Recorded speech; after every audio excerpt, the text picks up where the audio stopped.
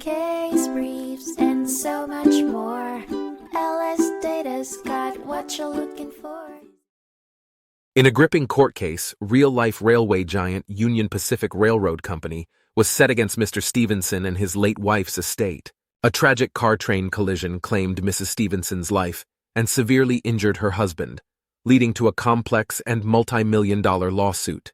The plaintiffs alleged negligence on Union Pacific's part and fraudulent misrepresentations about the crossing's safety by Operation Lifesaver, charges that were partially dismissed in the lower court. Central to this legal drama was not just the accident itself, but a charge of evidence destruction leveled by the plaintiffs against Union Pacific.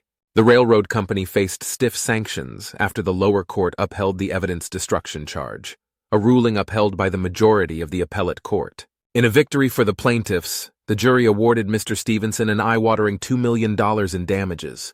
The estate received a lesser amount for expenses, only $10,000. Added to this, the district court granted the plaintiffs $164,410.25 in costs and attorney's fees related to the sanctions order. However, this courtroom saga was far from over. Union Pacific Railroad Company appealed against the judgments and the sanctions. The appellate court granted their appeal partially, affirming the sanctions for destroying a voice tape.